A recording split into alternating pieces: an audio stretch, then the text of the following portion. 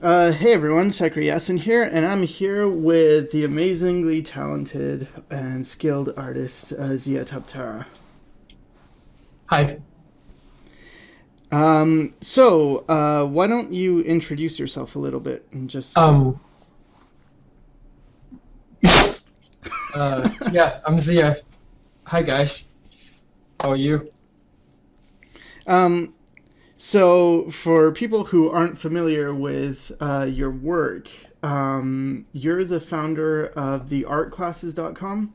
Yep. It used to be called idrawgirls.com, but then it grew up. I think most people would Eventually. recognize you from idrawgirls.com. Probably because Yeah. like it's on Twitter, on Facebook, and all that stuff. I should have thought it through, but I didn't. Thought it was funny at the time, but could be creepy. How'd you get that name? Just in the when I work at ArenaNet in the office, because I always design like female armor and design hairs and costume and all that crap. So they just kind of, hey, why don't you just do I draw girls? So because you always draw girls. I was like, no, I don't always draw. I draw monsters sometimes, but we just go with that name. Oh, that's cool. Yep. So it's a little bit of peer pressure.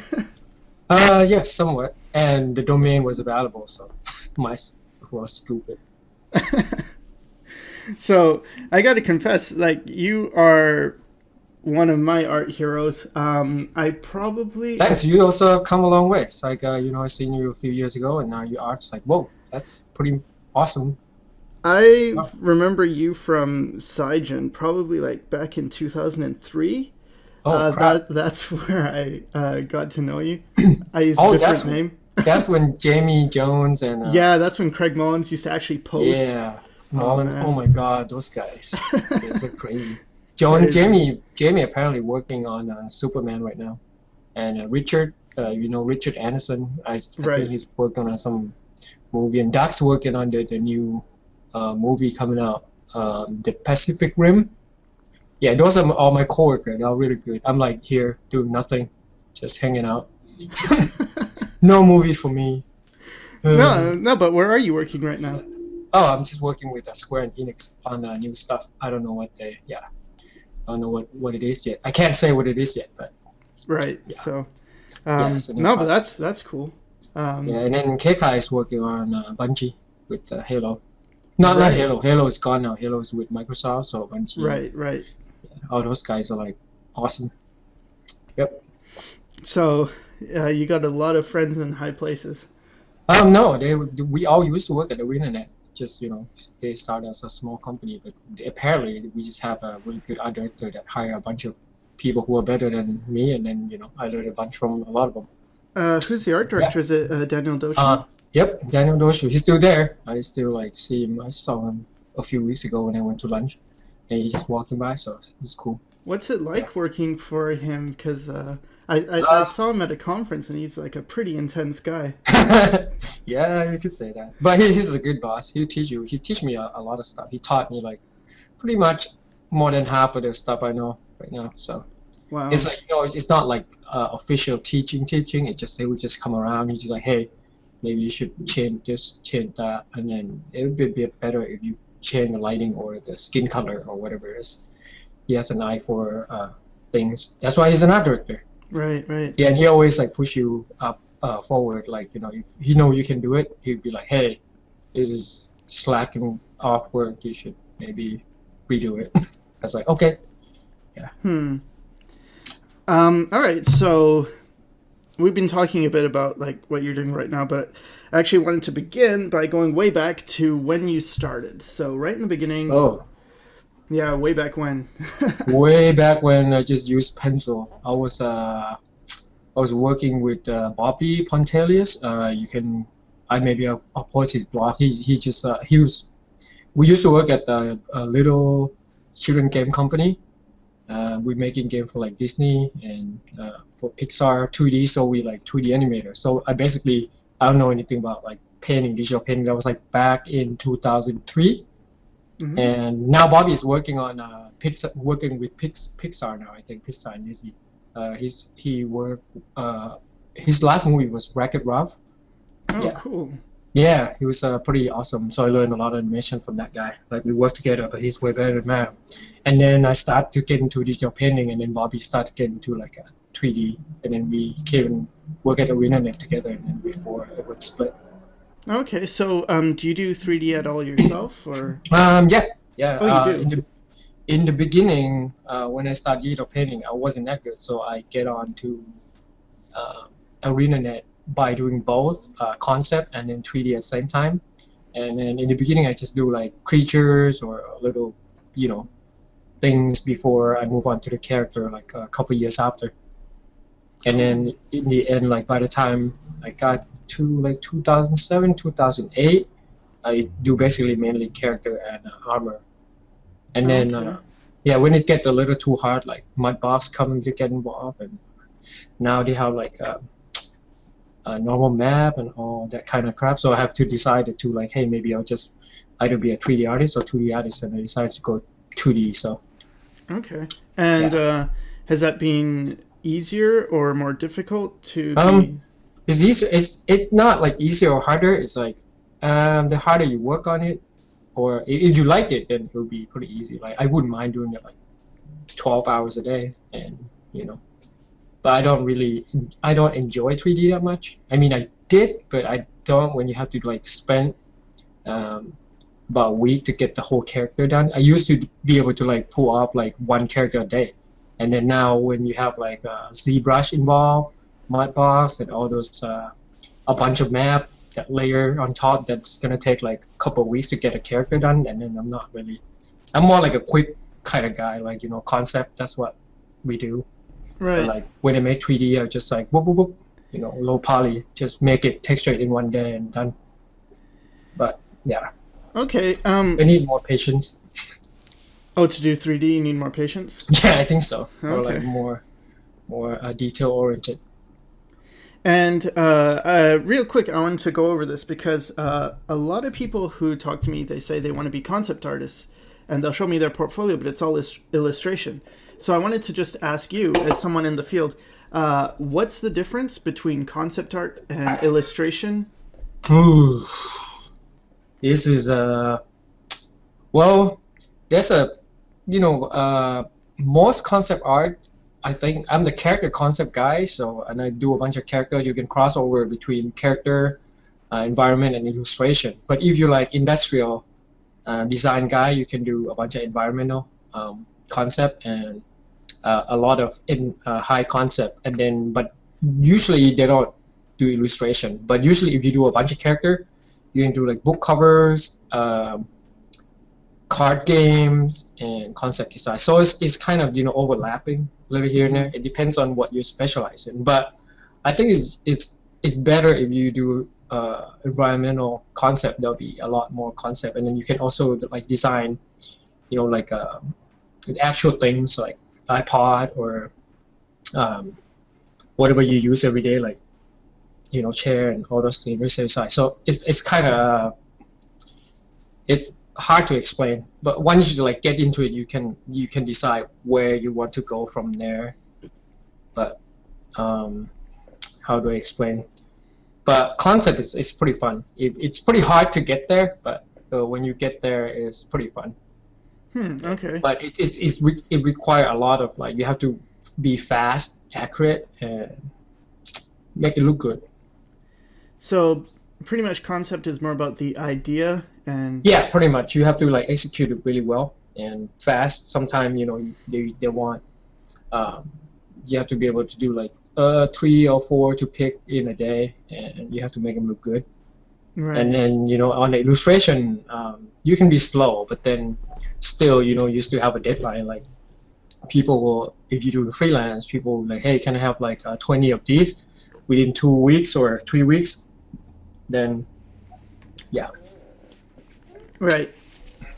Okay, so were you when you were a kid, when you were, I guess in school, whatever, Mhm. were you the kid who's always drawing all the time? When I was oh crap, I didn't start until like fourth grade. Fourth grade till 4, 5, 6, 7, 4 to 7th grade, Hmm. and then in late junior high and high school, I didn't draw at all. just kind of hanging out, do nothing. And then but I still kind of doodle once in a while. And in college, I didn't draw, and I came back to draw like later when I started working already, like crunching numbers. And then I'll start doodle on my computer. That's like, this is boring.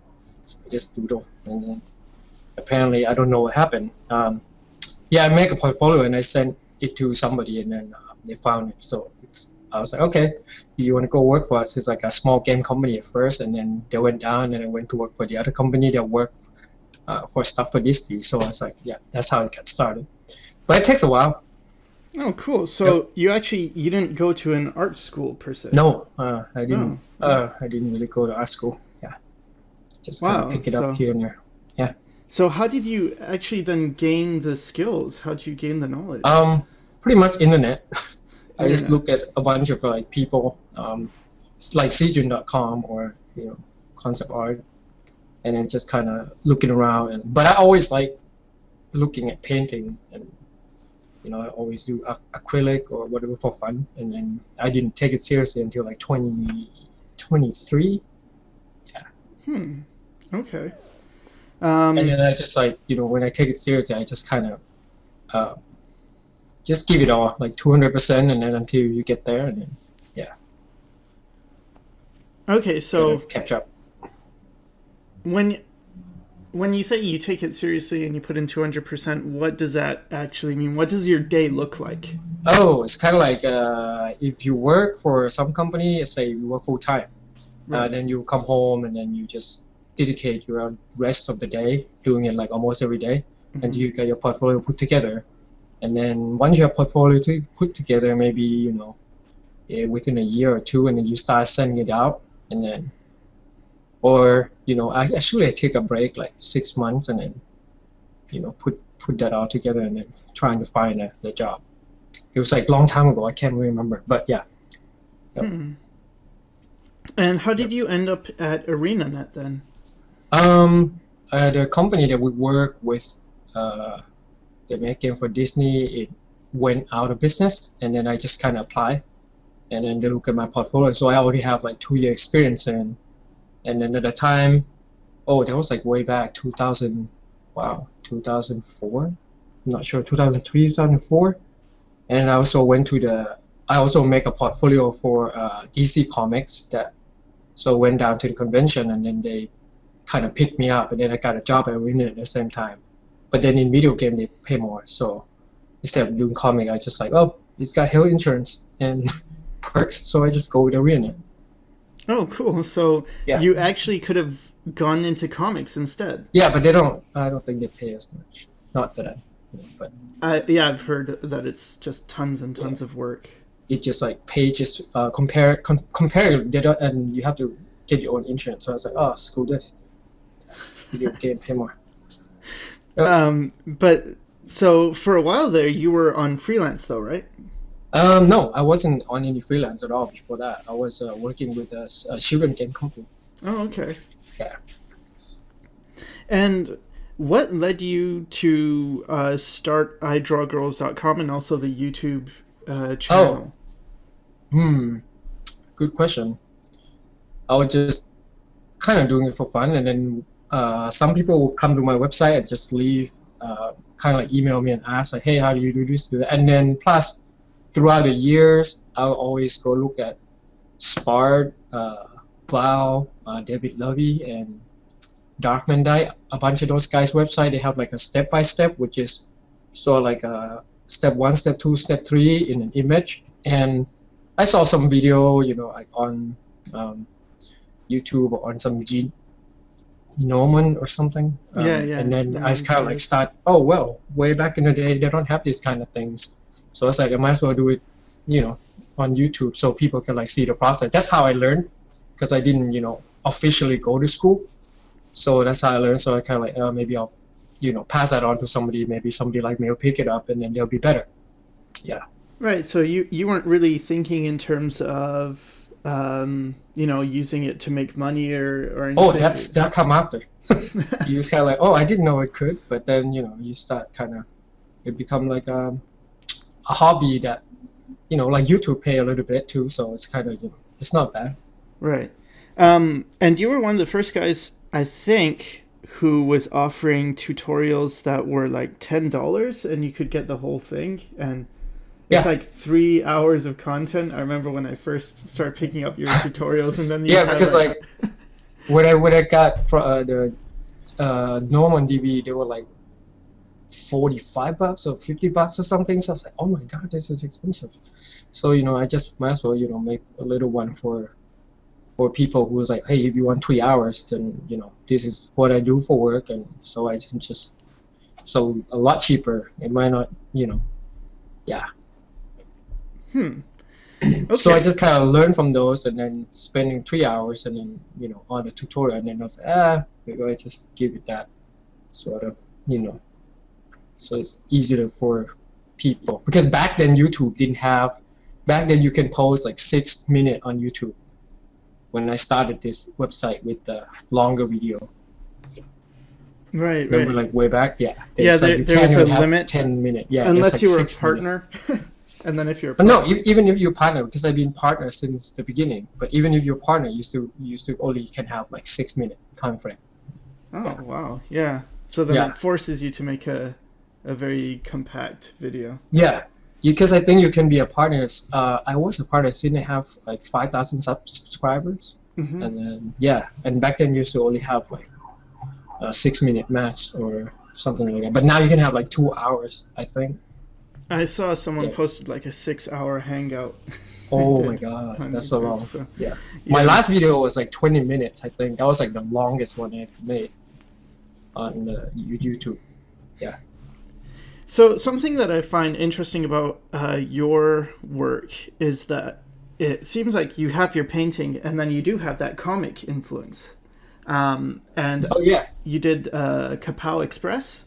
Mm-hmm. Can you talk a little bit about how that started? And Oh, I have this idea of like giant panda and the kung fu girls for like way back, and then um I think what is that thing? The panda thing came out, so I just eliminate the panda oh, and Kung have Fu the girl Panda. like yeah, because I had that idea for a long time. I was like, damn it, somebody use a panda, and then um yeah, and yeah, it was like a comic that I had this idea for like since way back 2002, 2004, somewhere around there.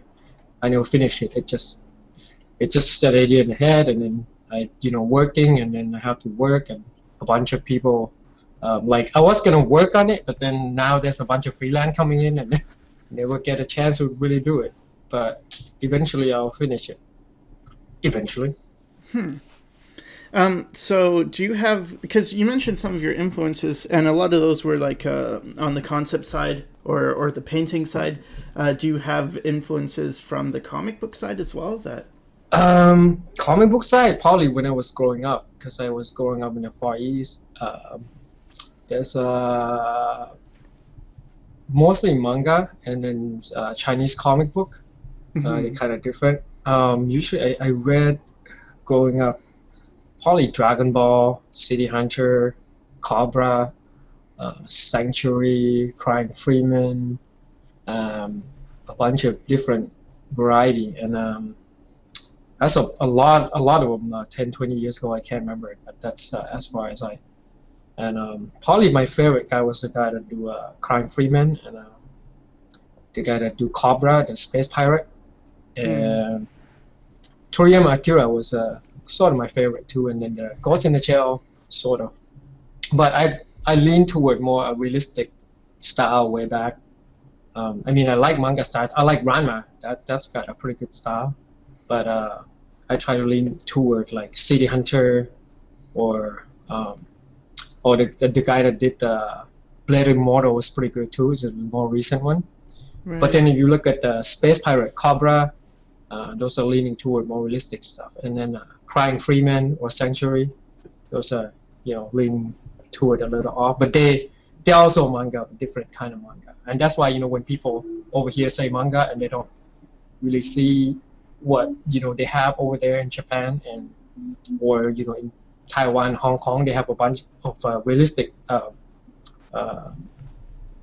Asian type of comic also. And Right. it's comic over there is more like a norm.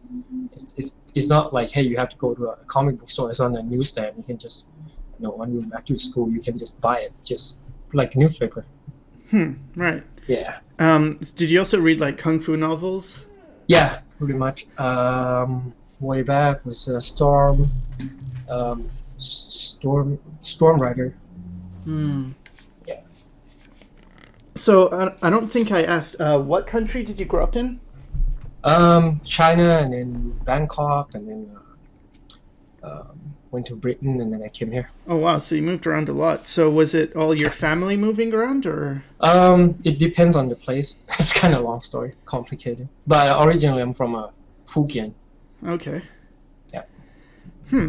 And so how did you end up in Seattle then? Was that because of work? No, school and then work. Yeah. Oh, okay. Um, so you're teaching right now, but you're also working. Are you working full time for? What do you mean full time? Like spend a lot of? You could say that, because I took on like a few company at a time nowadays, but I'm not like particularly with any particular company. So I'm just freelancing, probably full time. I'm freelancing for Square Enix, Paizo, Cryptozoic, and then that's a couple more. But it's kind of like I take whatever a batch of job that I can take at the time, and then I'll just somebody will contact you, email you, and say, hey, can you do this batch? And then you would be like, hey, I can do this much or whatever. And yeah, it depends on. I mean, if you work with a lot of people, you got creative enough, and then a lot of people in the industry, game, whatever, book covers, or anything that when you work for them once and you're good enough, then you have them in the book, and then you will have a lot of client list, and then you can just pick and choose which one you want to work for at what time. But then I always like trying to work with most of them at a time if I can. Cool. Okay, so when I first saw your work, actually, what I saw a lot of was figure drawing. Do you want to explain a little bit about figure drawing, what that does for your art? Actually, everything about figure. I don't remember looking at anatomy book or anything like that. Once in a while, I have to do like a lot of detail, but I usually just draw it out.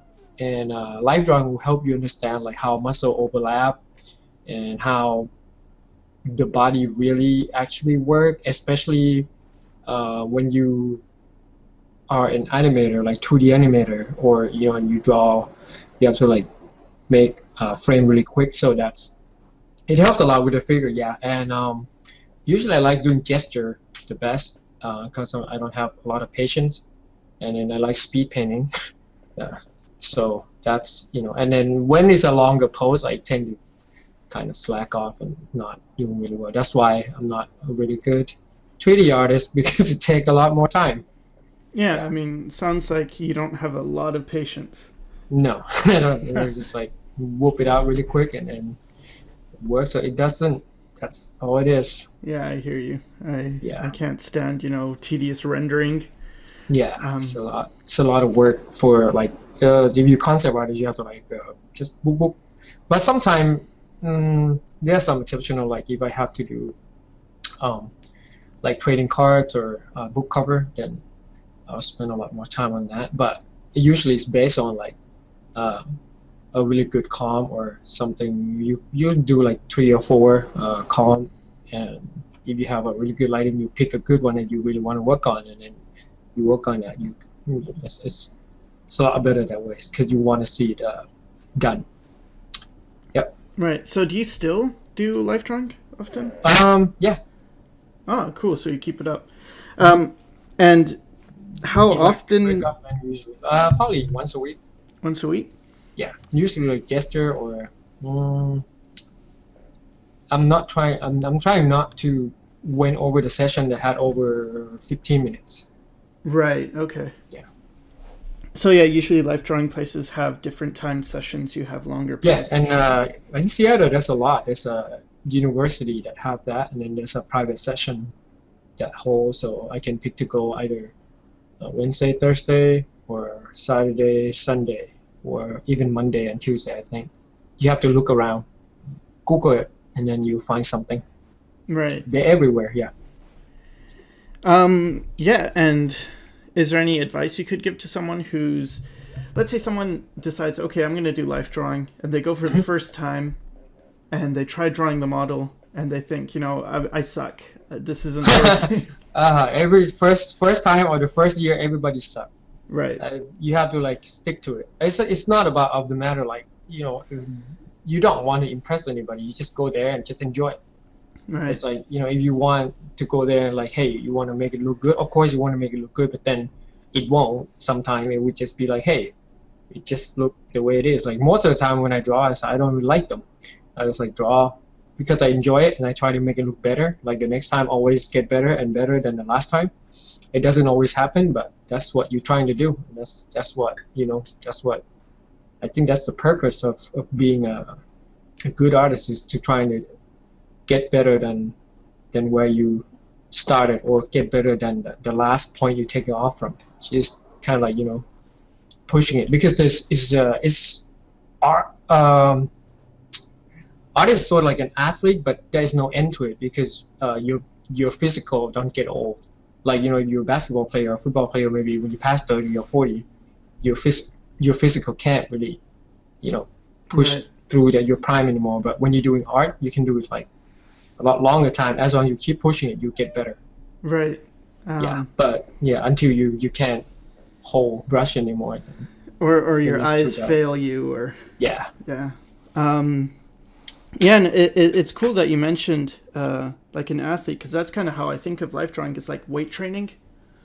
Yeah, you just have to like because if you really want a job in the industry, or if you really want to turn pro, or you think this if you're doing it as a hobby, then you do whatever, nobody cares. But if you want to like really doing it, then you're gonna have to like train like a real person training for whatever job. Like you have to spend 4, 5, 6, 7 hours a day, or 8 or 10, because when you actually start working, you're going to be spending 10 hours or 12 hours, and then and first when you get a job, you probably won't get to the position that you want unless you like super good at it. Mhm. But you're going to have to like climb up the ladder, and then some people will never get there, some people will get there, who knows. It's like a corporate ladder, and then you might not get to do what you like, and so a lot of time you get to do what you like if if they decide, hey, I like this guy doing this, and then you get to do whatever. But just be persistent, and just put your whole self into it, and just like, hey, just give it all, and then the world will give it back to you. Right. Have you used any of the online, like there's Pose Maniacs, Love Castle? No, those it's not the same. It's not even close.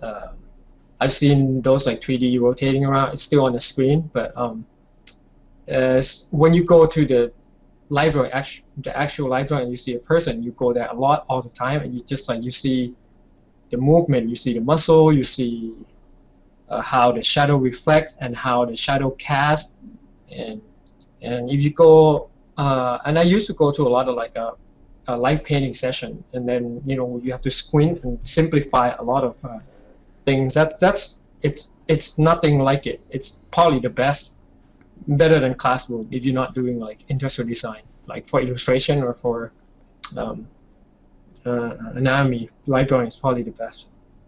Right. Yeah. And what would you say to someone who maybe wants to go life drawing, but they're a bit shy, they're a bit afraid that they're going to be seeing naked people, and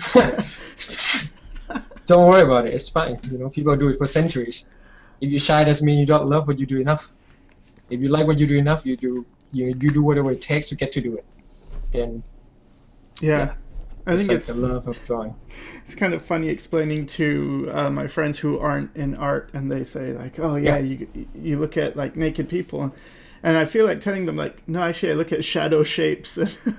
yeah. Like Just you know, just they, people are naked, and it's fine. right.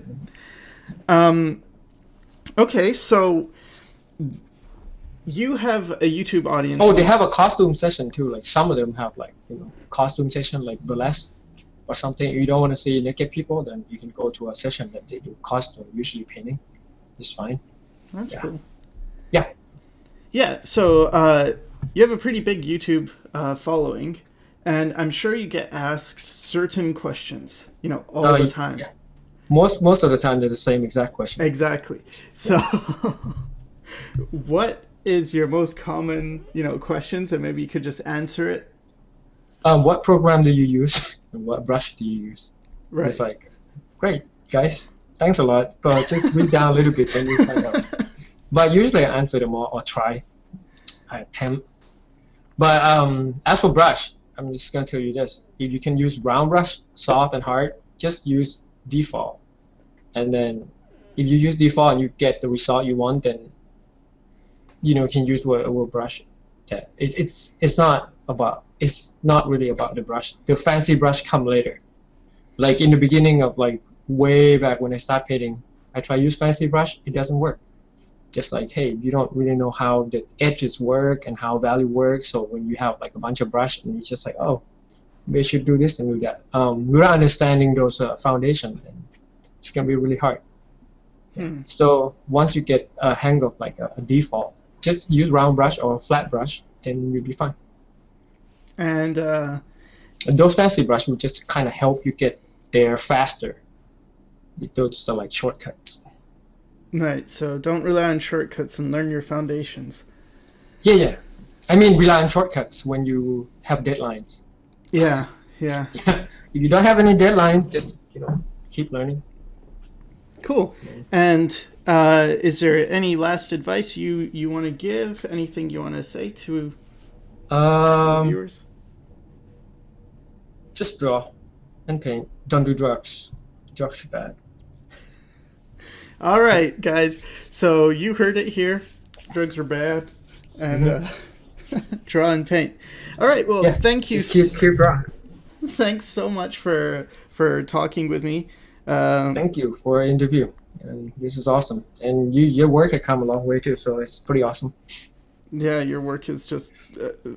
I just have to keep working to catch up to you. Everyone have to keep working to Yeah. to catch up to everyone. Everyone's catching. Yeah. And then there's Jamie Jones. So. Yep. All right.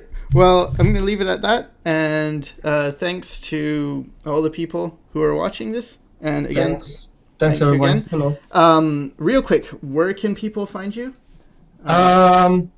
YouTube, iDraw Girls, and then they can go to idrawgirls.com, or theartclasses.com. Cool. And you'll find something. You won't find me, but you'll find stuff. I'll post all the links in the description below. Thank you. So that's not going to be a problem. And yeah, thanks. So see you, everybody.